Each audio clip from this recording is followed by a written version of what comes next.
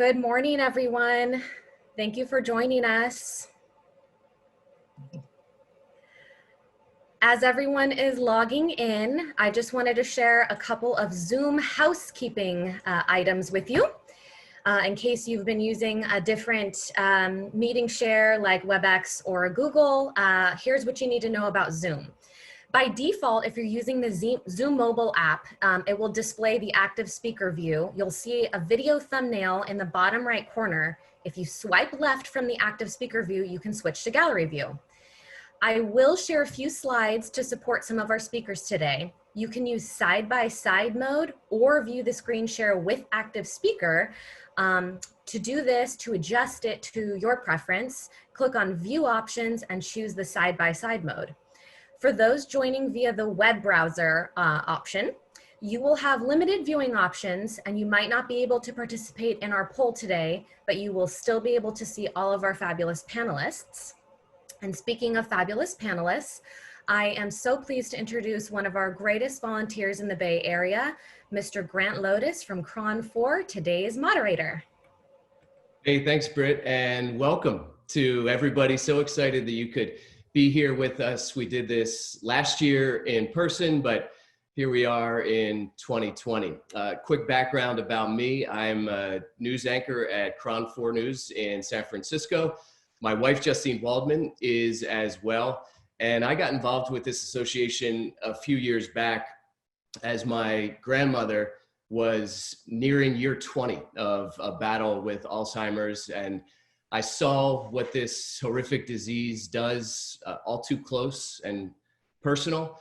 And I wanted to try to make a difference. So that is why I am here. I believe in this cause deeply. I speak for a lot of organizations when they ask, but this is the one that I drop everything to help out because it's a cause, again, that is so near and dear to my heart. And the problem is profound, as all of you know. And I want to introduce right now for some remarks, the leader of the organization that we are with, the executive director of the Alzheimer's Association for the Northern California and Northern Nevada chapter, Dr. Elizabeth Ederle. Hi, everybody. Thank you, Grant. We're so fortunate to have you involved, and sorry that your grandmother was affected, but so grateful that it brought you to us. And it's always a pleasure to get to work with you. Good morning, everyone. I sure do wish we could be in person. And I also want to say a shout out to all of you affected by the wildfires. It's very disconcerting being in the Bay Area and beyond. And so we are hoping that you are safe and that your family and your homes are safe as well. So first and foremost, let's share that. It seems like a lot has been happening for all of us lately. But the Alzheimer's Association is really here to make sure that we don't forget about those living with Alzheimer's and all dementias. And that is easy to do right now with COVID, with a pandemic, with wildfires, with everything happening. It's so important for us to be able to champion this community. And as you can see on the slide, the Alzheimer's Association leads the way to an end of Alzheimer's and all other dementias. And I would add, for everyone, by accelerating global research, driving risk reduction and early detection, and also maximizing quality care and support. So our vision is a world without Alzheimer's disease and all other dementia. My mother had Lewy body dementia, and I know firsthand what it was like to go through that. And I know for sure that many of you on this call have had some experiences. Unfortunately, it's a real challenge when you're living with dementia to get an accurate diagnosis, to access care and support, to find services that you can afford. And so the Alzheimer's Association is focused on that and so much more. Our work is about changing the future for generations so that we don't have to deal with this for decades more. And so we are the leading funder of Alzheimer's science globally for nonprofits, and actually in comparison to some governments, we are a top funder and convener and influencer around Alzheimer's research. And just recently, we held the Alzheimer's Association International Conference virtually like this, we had 33,000 researchers and interested individuals gather, and there were some amazing things that came out of that. One thing that was highlighted was the importance of diversity and inclusion in Alzheimer's research, and we adopt that as a pillar of our work as well. What we know is that persons of color are at greater risk of developing Alzheimer's and other types of dementia and have more difficulty accessing appropriate diagnosis, care, and support, etc. And so again, it just reminds us of all the reasons why this work we do is so important, and today more than ever. Another piece I want to share with you that's pretty exciting is that they shared some research on biomarkers where there is a blood test now that measures a protein, and it looks like it has the potential to identify who will develop Alzheimer's 20 years from now. Now, some of you might be thinking, why would I want to know that? It seems like it would be pretty hard to live with that. But imagine if we could intervene and stop people from developing Alzheimer's. That would be incredible and game-changing, and that's what we're working towards. I want to end just by talking about the impact of COVID on families. As you can imagine, it's been extremely difficult for families facing COVID throughout Northern California and beyond, and we have been working with them hand in hand, trying to make sure they have access to services. People with dementia and their care partners, and we're going to hear from one in just a moment, often feel alone in the best of times. And when you add a pandemic on top, it's even harder. And so we have quickly transferred all of our services to make them available online, and our numbers have gone up, not surprisingly.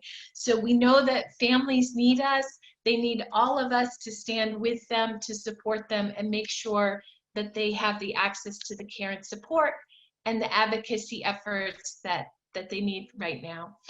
Now it's my pleasure actually to introduce our next speaker.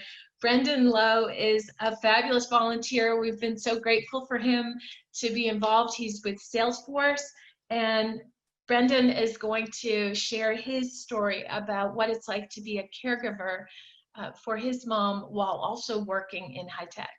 Thanks, Brendan. Thank you, Elizabeth. Good morning, everyone. My name is Brendan Lowe. I work here at Salesforce on the Healthcare and Life Sciences accounts team here in the headquarters in San Francisco.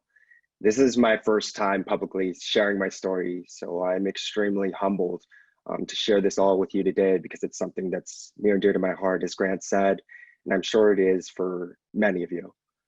Before the pandemic, I was really fortunate to bring my family to the 61st floor at the Salesforce Tower. As we looked out at this immaculate view, 1,000 feet in the air, it was through this single pane of glass that we could see how far that my family had truly come. I'm a first-generation Chinese-born American. My grandmother arrived here in Chinatown here in the US in 1964. She spoke no English, didn't have a dollar to her name, and would soon lose her husband. To make ends meet, as a true matriarch does, raising 3 kids, she worked in a sweat factory for 21 hours a day, making 2 cents patchworks for Macy's. Her traits have literally been sewn into the cloth of my being. And unfortunately, in her early 70s, we began to see some warning signs.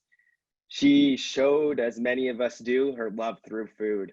It became apparent when her favorite dishes became unrecognizable, and those became lost in translation. She started to get lost in the same streets of Chinatown that she walked through for the last 40 years of her life. It was an emotional turn for my family to watch this powerful, independent, and resilient matriarch lose herself. This was all too familiar of a path. My family had lost my other grandmother to Alzheimer's at age 76. And I'd like to say that that's where the story and the trend ends, but it didn't. At age 63, my mother was diagnosed with early onset. She herself raised 3 kids in the inner city who all went to pursue master's degrees. She was a matriarch. The path to diagnosis was even more painful. My frugal mother of 3 began to spend thousands of dollars on random products, forget that she had ever purchased them, and didn't identify why. She began to lose recognition of time, forgetting to take medications. I couldn't afford healthcare. And so I did the best that I could do. And that was taking care of her while working a full-time job. At the time, I was working 80 to 90 hours a week, commuting 2 hours to the city each day. And when the clock was off, my day never truly ended. A day in the life was waking up at 4 a.m., commuting to the city for a couple hours, working from 6 to 7, taking that commute back, and then checking on my mom, running errands, making her dinner, then getting a few hours of sleep, and then repeating that. On weekends, it was setting up a care plan. It was handling finance plans, organizing appointments. You know the deal. After all of this, she wasn't getting better. Early in my career, I didn't disclose my family situation to my employer, as I was unsure, honestly, how it would be received. On the brink of promotion and being #1 in the area, I made the decision to step away, to get my mom into a good place and set her up for the future and for my own emotional and mental state. It was a privilege really to take care of my mom, but anybody that's a caregiver knows that there are no regrets, but rather it's the hardest job that you ever take on. And in reflection, I imagine how this has impacted the businesses today, the economy as a whole, and the people that are diagnosed. It happens to somebody every 65 seconds. And family caregivers will likely have to choose or be forced to choose, similar to me. Alzheimer's is pulling from the workforce while causing this reallocation of funding to care. And it all goes to care because we love our families and our loved ones, and that's without question. Working at Salesforce has been something that I've been extremely grateful for. The conversations that we share serving as caregivers, I found immense resources. In fact, I found the Alzheimer's Association and all of this amazing community through these volunteers, through the education program that was hosted here last summer. I'm grateful for the employee benefits that are shared with us as well. There's a wealthy program which allows employees to take some time off during the calendar year to take care of others. And I'm really proud that we're joining this fight here at Salesforce with the 1-1-1 model, matching donations, and joining the walk to end Alzheimer's while supporting employees to recruit their families, vendors, everybody nationwide to really register for those local events and to really assist on these important causes. Thank you for allowing me to share, and I hope you enjoy the rest of today's event. Brendan, thank you so much for being so brave as to share your story. I know it resonates with a lot of people, and kudos to you for all the work you did and all the love that you shared, and now using your platform to try to enlighten other people and try to help businesses support their employees better, which is really why we're here. So to everyone out there, we have more than 300 businesses joining us virtually today. So thank you to everyone for being here, for understanding how important this is. Hopefully we can help you a bit, provide some insight and share some resources. I want to let everybody know, if you would like to use that chat button at the bottom of your screen, we want to know what your connection is to Alzheimer's. Are you a caregiver? What do you do on a daily basis? Hopefully people can support one another. And you see our esteemed panel that we've assembled. We'll get to them momentarily, but if you do have a question for them and their expertise runs the gamut, the Q&A button on the lower right side of the middle of the screen, if you hit that, we'll be able to see those questions, and we'll try to get to as many of them as possible towards the end of the program. So if you have any questions now or as we go, don't hesitate to use that Q&A button, and we will try to get them answered. So without further ado, I'm just going to introduce our panel one by one, and they can tell you who they are and where they work, where they worked, and how they're involved, and how hopefully they can help you. And we will start with Alexandra Castillo-Weisgerber. Thank you, Grant, and welcome everyone. So I'm Alexandra, the Director of Care and Support for the Northern California, Northern Nevada chapter. And excuse me, I get the opportunity to work with families like Brendan. Thank you for sharing your story. To provide that support to families, to individuals who are living with a diagnosis, to help them through our helplines, get them connected to education and support. I also have a grandmother who lived with the disease for 20 years.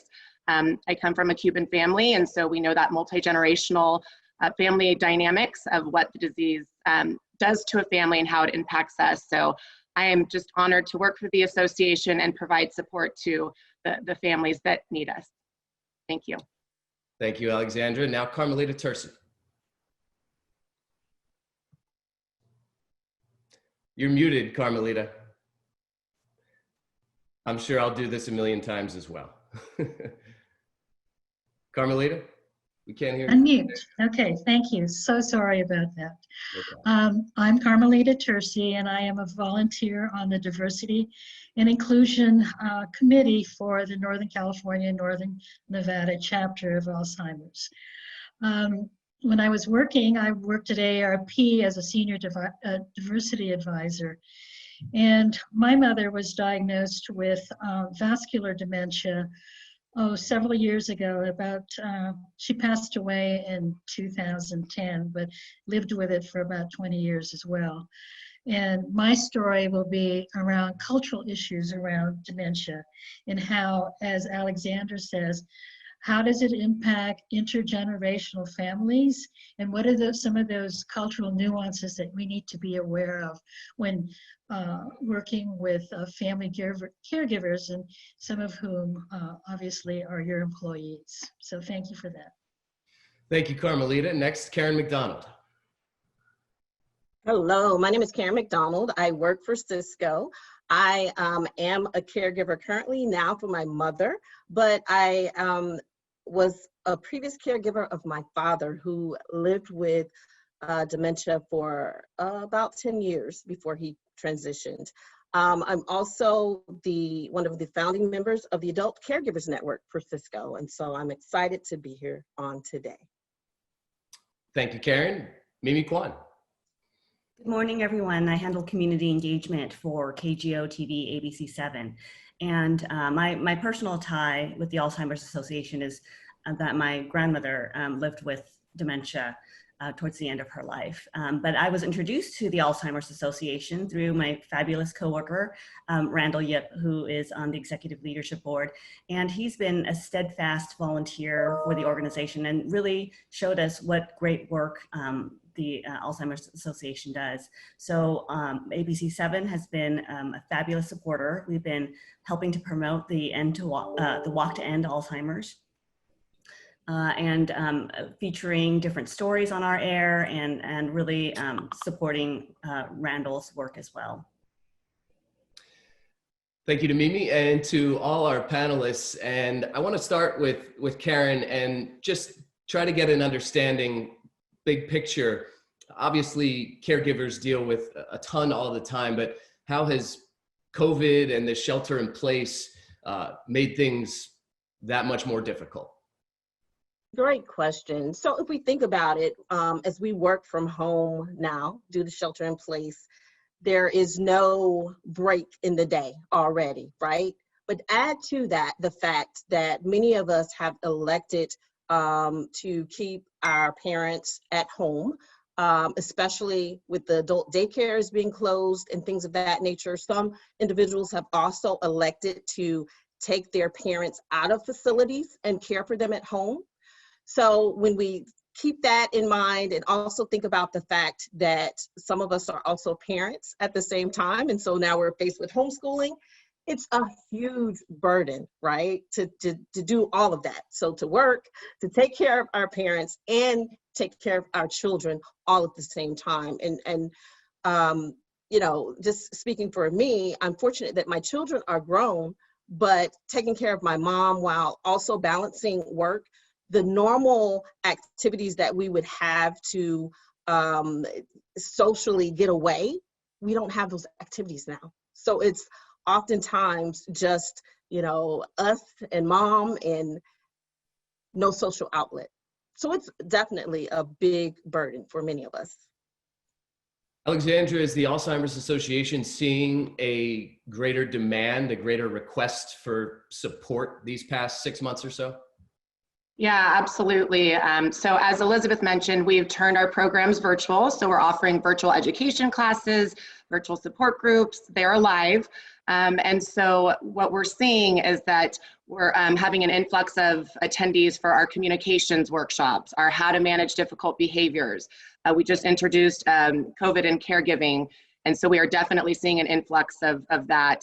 And what I'm hearing from some of our support group attendees is the guilt that they're feeling because they can't get their loved one out of the home. So for example, a couple who used to go on their daily walks are having a difficult time because he is not understanding the social distancing. So when he sees a neighbor, he wants to go up and shake their hand and give him a hug. And so the wife is having a difficult time with getting him out of the house, but being able to explain and get that understanding of the need for social distancing, which then of course leads to a lot of guilt and isolation on their behalf.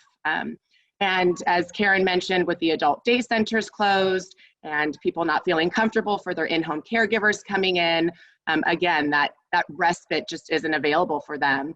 And I also wanted to note, Karen mentioned that some families are choosing to take their loved ones out of a memory care, but others just don't have the ability to do that. So as an employer, if you might see an emotional change or production change in one of your employees, perhaps they haven't seen their mom or dad for 5 to 6 months. And I know that that would impact me tremendously. So just things to be aware of as an employer and what individuals are experiencing. Mimi, I know ABC7 has been a leader in this regard of trying to support employees who want to make a difference with the association. Your company seems to really understand how challenging it can be to have a full-time job at home as a caregiver, and then you have to punch the clock for 8 hours, and it's really challenging mentally, emotionally, physically to juggle all that. Thank you. Yes. So, Grant and I work in the same industry. We work for a local news agency. So we're really working, our business is working around the clock. We're like, we're an essential worker. We're essential business, like your sanitation workers, like your bus drivers. We have people who work different shifts. So in that respect, our managers are able to shift schedules if that helps with the caregiving at home, caregiving schedules at home. Whether you work at a 3:30 a.m. shift or a 3 p.m. shift, we definitely have some flexibility in moving schedules around. In addition to that, we're a corporation, like many of you who are attending this this webinar.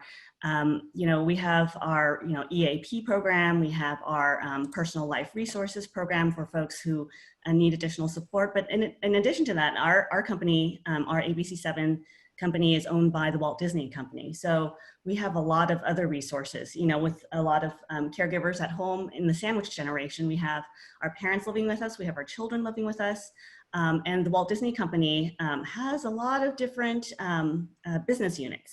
We have Lucasfilm, we have Pixar, Disney Television Studios, and so there's such a wealth of creative content that's made available to us, sometimes on demand, and that we can enjoy with our family members. So for instance, Walt Disney Imagineering created a session, an hour-and-a-half session on how to draw Minnie Mouse. So some of our kids, would gather around and we sit around and we learn how to draw Minnie Mouse or how to draw Wall-E. They also have mindfulness series, meditation, yoga, concert and cocktails on Fridays. So it gives us a nice break, when we're stuck at home and we're just in back-to-back Zoom calls.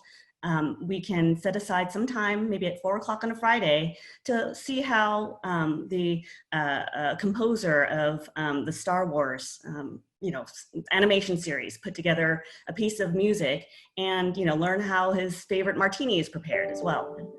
So it's nice that some companies are able to offer that, and I encourage your businesses to look into offering something like this for your employees.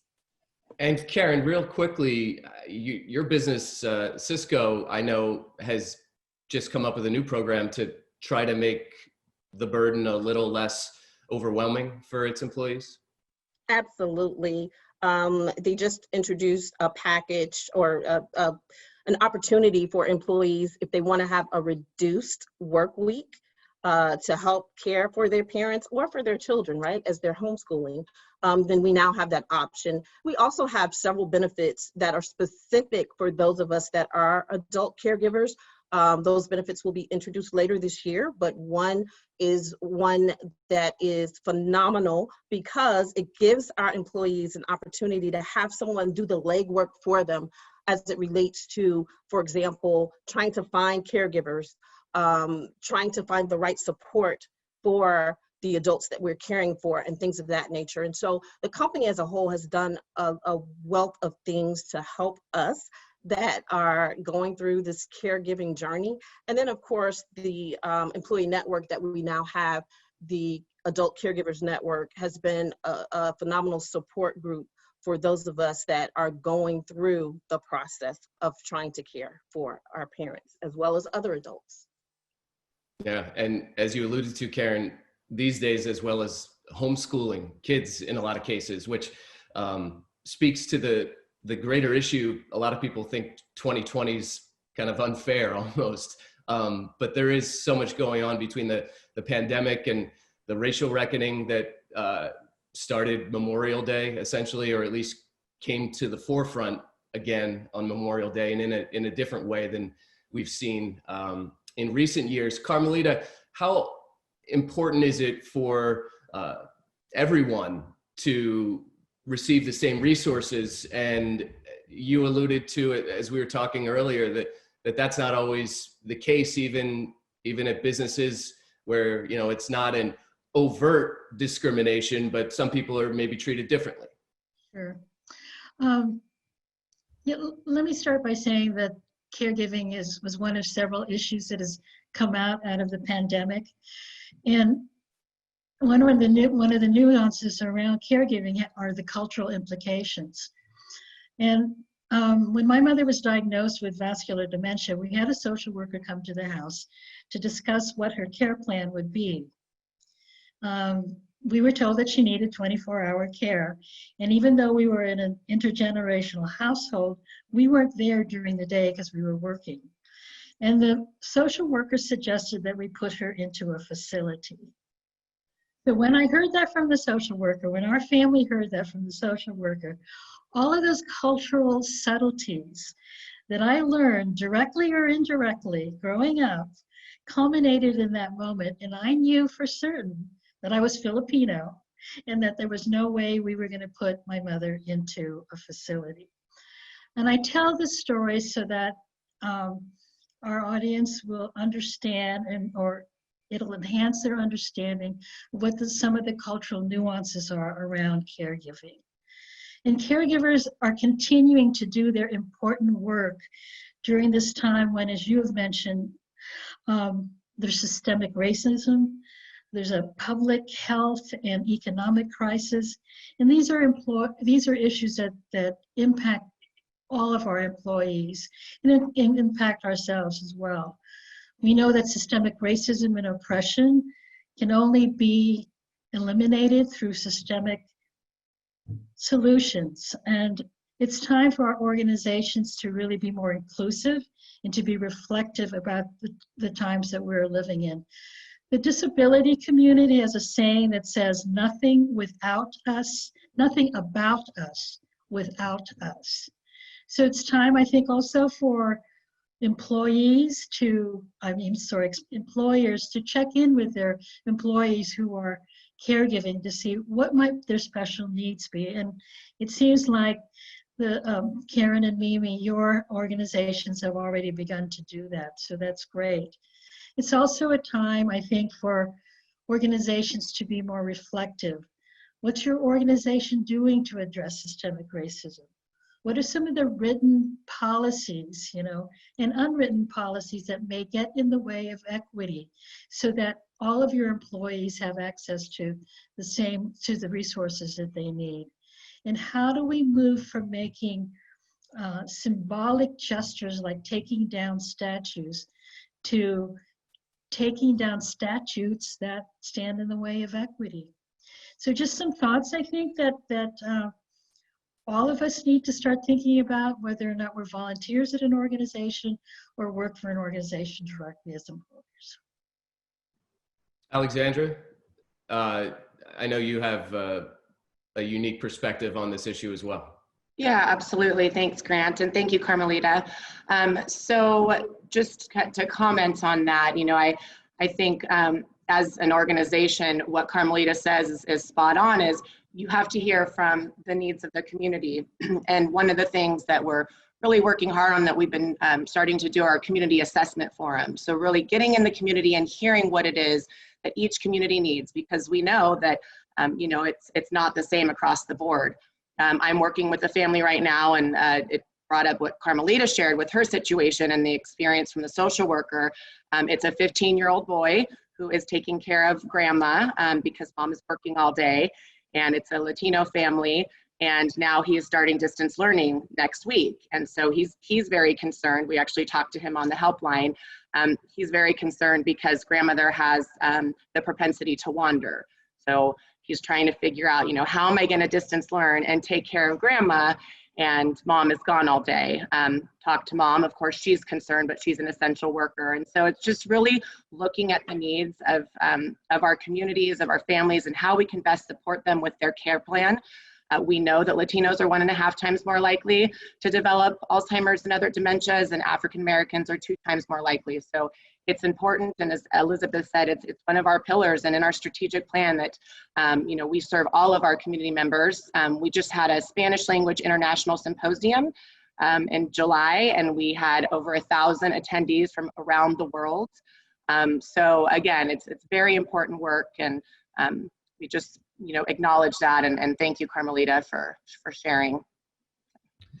Again, if anyone watching has a question, there's a Q&A button on the bottom right, and you can click that. And if you have a question for our panelists, we'll try to get to them in about 5 minutes. Real quickly though, Karen and Mimi, and we'll start with Karen. If I'm watching this and I'm an employee who might fear they're going to lose their job because of the pandemic and the economic downfall as a result of that, maybe I don't feel like I have the leverage to ask my boss for more if I need to come late or leave early or help a loved one in that regard.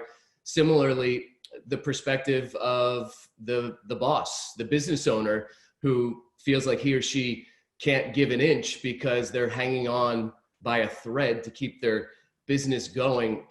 How do you find some kind of common ground with that complicated scenario?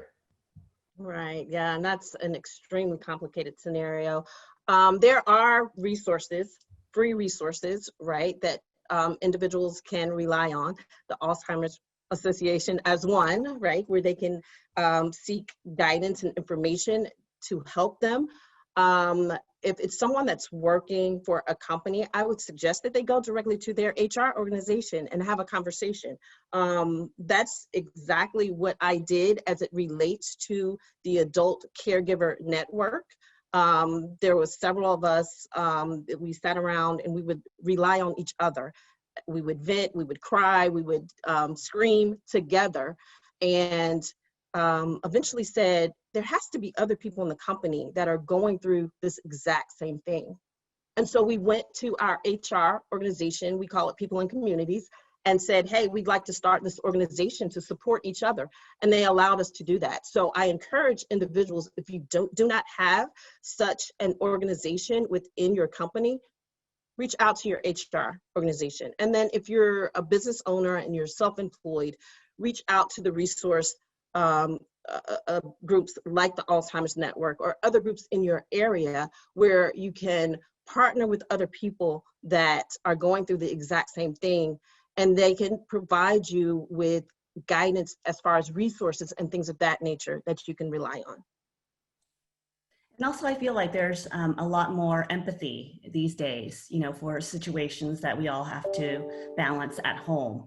And in fact, one of our bosses recently sent an email saying, you know, if you do not talk about your struggles right now, it's just going to get worse. If you try to hide it, it's only going to build up and really explode later. So you're better just talk to your supervisor now and, you know, ask for help, because there's, you know, a lot of interest in supporting our mental health, your mental health.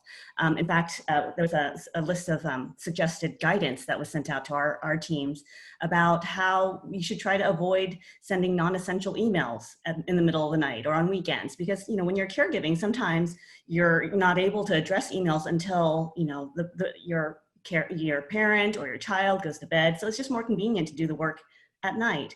Well, to respect our coworkers and our community colleagues, schedule that email to be sent out later. Avoid meeting overload. Actually maybe book an hour for a meeting, but it only takes half an hour, so you have some downtime.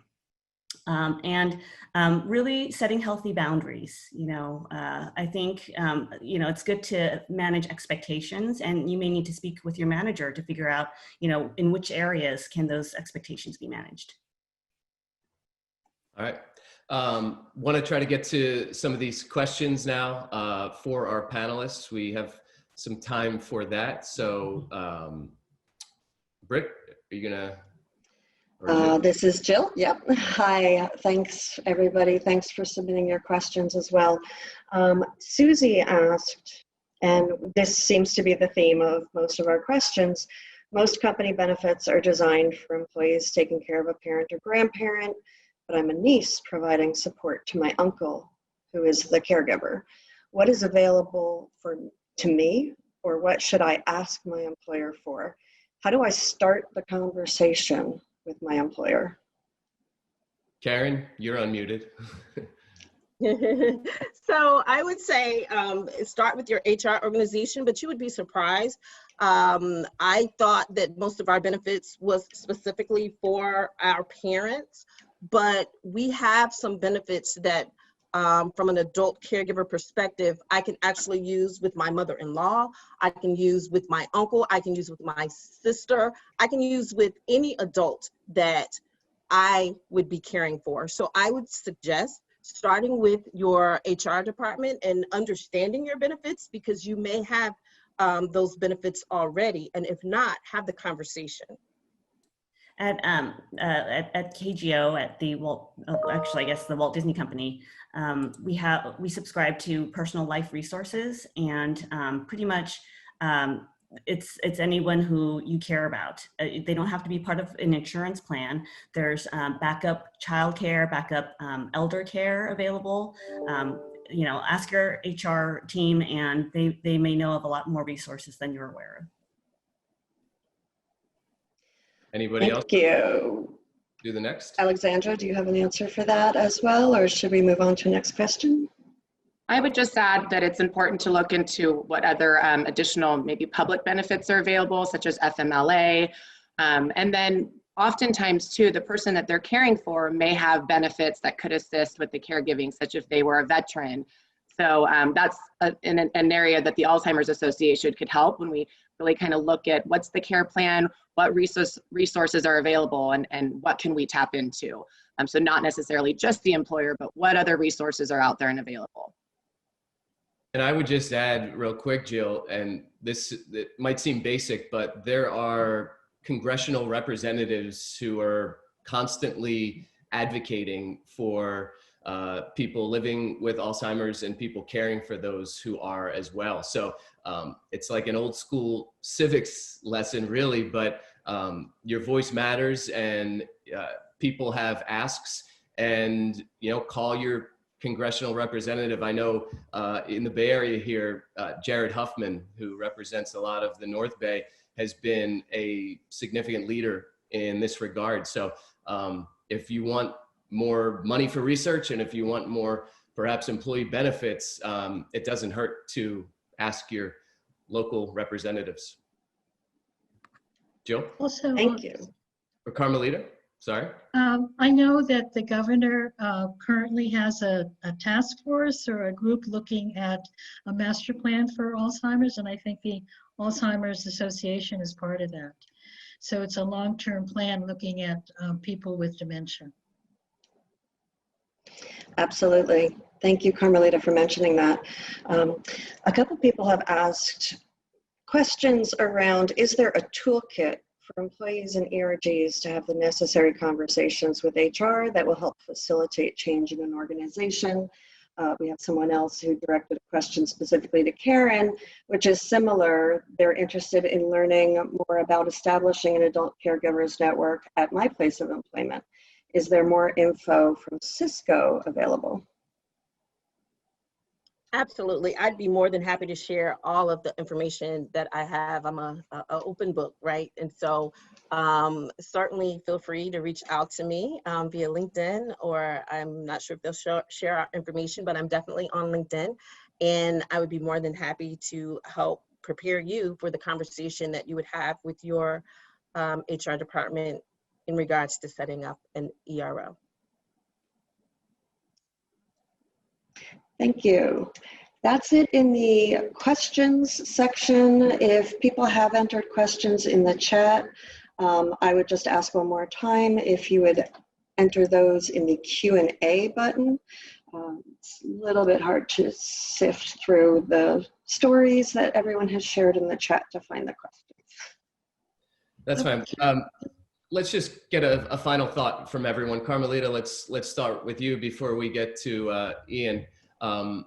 Final thought on how people can support those living with Alzheimer's and people that are caring for Alzheimer's. I think that my final thought would be just to be kind. I mean, I guess that's sort of very simplistic in terms of, you know, be kind to each other and be kind to yourself. I mean, we made it work for my mother, and we made it work so that we could keep her at home. And I know there's ways to do that. And currently we're still living in an intergenerational household, and what we're facing now is supporting our children so that they can continue working, and we're caregiving for grandchildren.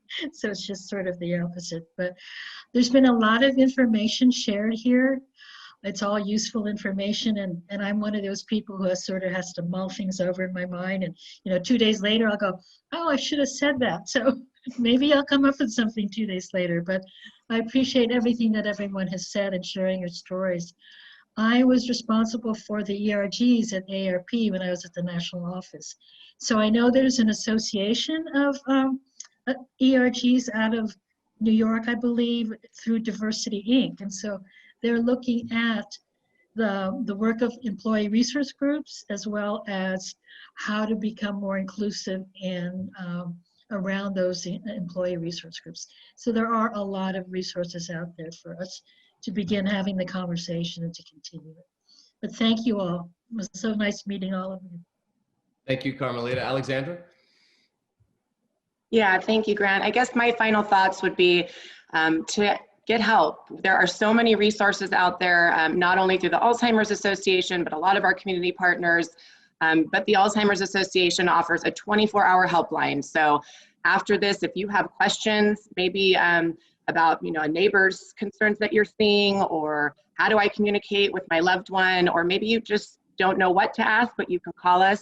You'll reach a care consultant that can help tease through that and get you the resources that you need. As we mentioned, our services have moved to virtual programming since March 1st. We have served over 3,200 individuals in our virtual education classes and over 42 with our support group. So we know that the need is out there, and we recognize that there's still some stigma around Alzheimer's and other dementia, but you have to talk about it, because as you've heard from the stories, you're not alone. And most likely when you share it with someone else, they're gonna say, I know someone who has it too. So just get that support, and the Alzheimer's Association is here for you.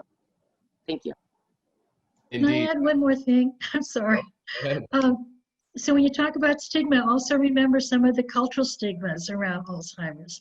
How do you talk about Alzheimer's in communities where there is no name for Alzheimer's? When it's just sort of mom is forgetting and all of that, and it's the normal, excuse me, phases of aging, but it's not. And so again, be aware of all the cultural nuances around caregiving and other issues as well. Excuse me. Thanks, Carmelita. Mimi? So I think one final thing I'd like to leave with would be maybe to try to break the monotony of your day. You know, if it follows the same schedule every day, think about volunteering. You know, there are some virtual volunteer opportunities available. I always draw the example back to Randall Yip, our senior producer at ABC7, because he's actually, and I don't know if your businesses do this, but our company will match your volunteer hours and make donations to your favorite charity. So for if you log like 10 hours of volunteer time, then Disney will donate $100 to a Disney approved charity of choice.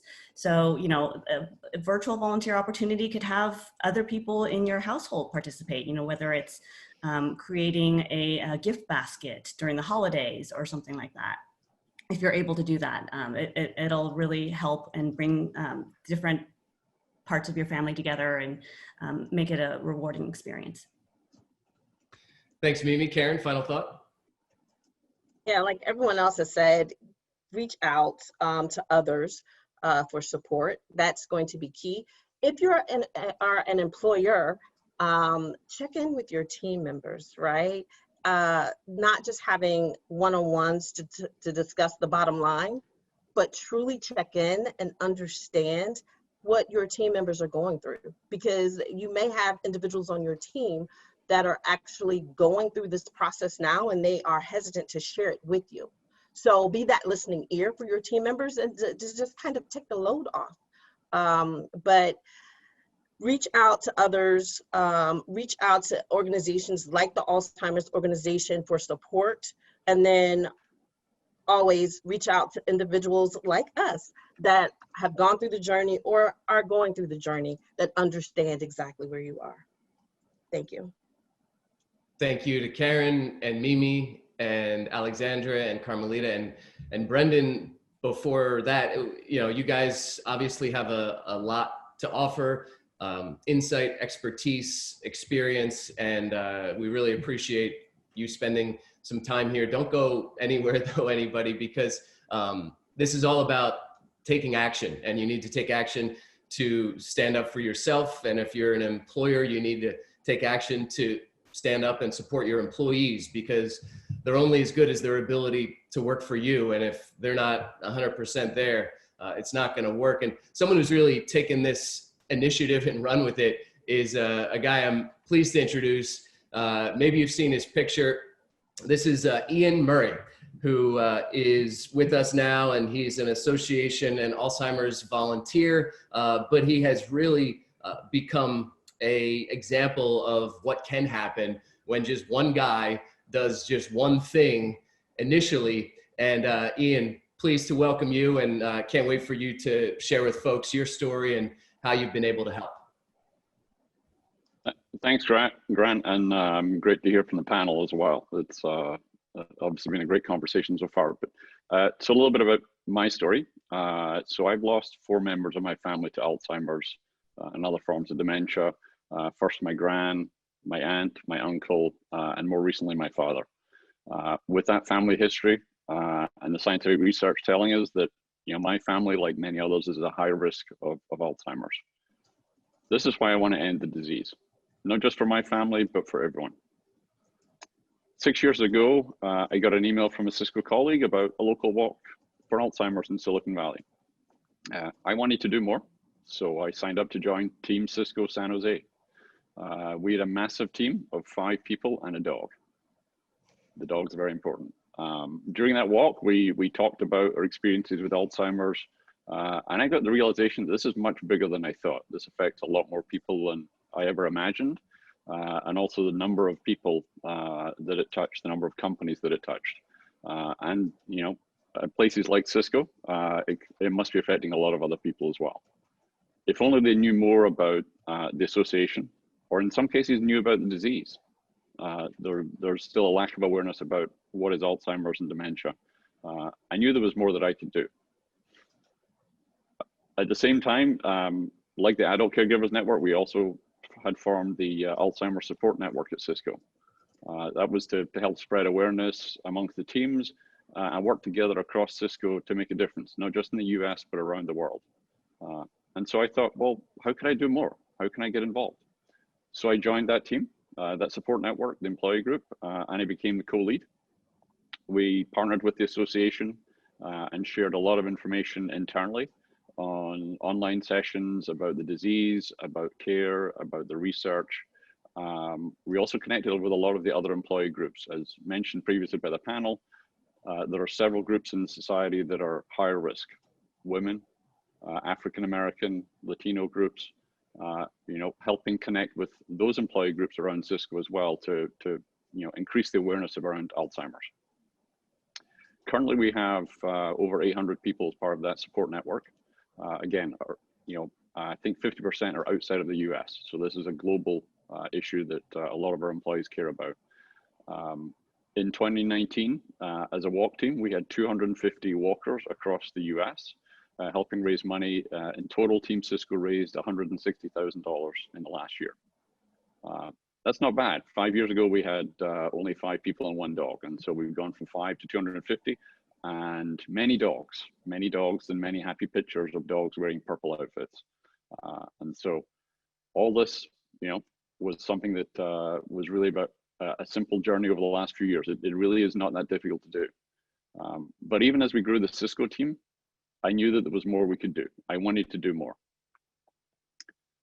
I live in San Francisco. I drive to San Jose, or well, when we're not in lockdown, I travel to San Jose almost every day. And it occurred to me, and I talked to the association about this, why don't I see all those company names when I commute up and down the 101? All these great companies as part of our community, they're affected by Alzheimer's as well. Why are they not part of the walk? Why are they not involved in helping the association, you know, increase research, increase awareness, and helping our community? And so 2 years ago, we formed this idea to set up the corporate challenge in Silicon Valley at the San Jose Walk. And the aim really was to help get other companies involved, to help them, to coach them, to you know, form similar programs within their companies. How can they connect to employees, as we've heard from some of the great speakers in the panel, the impacts that employees are feeling? How do we help the employers, the companies, have a stronger culture where everyone's included and everyone is cared for? And so that was really what we aim to do, is how do we get more companies involved? You know, Cisco, Amazon, a few others were the key to starting that. And we did, in that first year in 2018, we had, I think, a total of 20 companies participate, and we raised $130,000 in 1 year from these companies getting involved, which was amazing. But of course, we could do better, and I wanted to do more. So we expanded it last year from the Silicon Valley Walk to also San Francisco and the East Bay. And we had a great kickoff in the Salesforce Tower last year, invited more companies. I think many of you are here as well. Some of the companies on the screen here of the ones that did a great job fundraising. In total, we had 34 companies. We raised over $330,000 for research and services in our community. So this is money that's making a difference to those around us. And really, it's not that difficult. All this started at Cisco with an email, with the support of the association, and a realization that one person can make a difference. I wanted to do more. So I have a simple ask for everyone here. What can you do to help end Alzheimer's?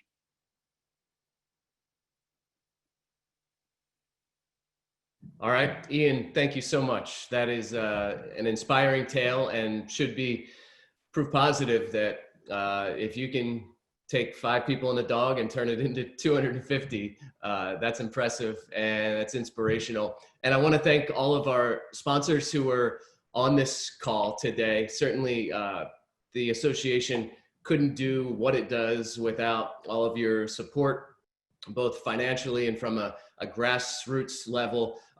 And we have a interest survey of sorts. It's not, what did you think of this discussion this morning? It's really more, what do you want to do, or what does your company want to do? If you're a boss, what do you want to do to, you know, really involve yourself more with this cause? How can you better support your employees? And how can you better maybe support your colleagues if you are an employee at a business? So if you wouldn't mind, take a minute to let us know what you think about this. Also, we're talking about Walk. Walk isn't happening in a traditional sense this year because of the pandemic, of course, but walk is still happening because we still need the money for research to try to end this mess. So we're going to have virtual walks, and we encourage everybody to sign up to the walk in your area. I know I've been a part of the East Bay Walk in the Bay Area and the San Francisco Walk in recent years. It's inspiring, and it is a tremendous, tremendous event. It's going to be different this year. Certainly, you won't have that visceral energy maybe, but certainly the end result can be the same and could be better. We don't know. We're going to take it in a new direction this year and walk in a physically distanced manner in our own neighborhoods. But please do sign up and encourage your employees to sign up. And you mentioned, Ian, the corporate challenge, and getting your colleagues involved, and I did this for the first time last year, is a great way to build camaraderie and more importantly, probably to build the bank account for those researchers to try to get this thing put to bed. So we have a special little offer. It might sound silly. Maybe you've seen these baseball teams trying to start up in the COVID era, and they have the cardboard cutouts in the stands. And it's kind of cute, right? You can either put yourself or a loved one, or even, Ian, you'll love this, a picture of your dog to be in the stands. And at Oracle Park, which is, I still can't believe that's the Giants' new ballpark name, but Oracle Park is going to have cutouts. They have cutouts, and the first two teams that sign up, teams for this corporate challenge right now, are going to get 2 cardboard cutouts. So we thought that might be a fun little incentive for people to jump on board. And certainly, even if you don't get the cutouts, we'd love to see you join the walk, register a team, get your employees to do the same, and support your employees. And like Carmelita said, be nice to people, because we certainly need it. And there's so much going on. And I hope that this shed a little bit of light on some of the problems that a lot of people are dealing with and some potential solutions. And Karen, I think you're going to be sending out your proposal or your plan to a lot of people. And thank you so much for offering that. And thank you to all of our panelists and to everyone who joined this call. Again, more than 300 businesses signed up, RSVP, to be on it. So we can't see everybody all at once, but we know you're there, and we appreciate you, and we support you. And thank you for supporting the Alzheimer's Association. And be well, everybody. Have a great day.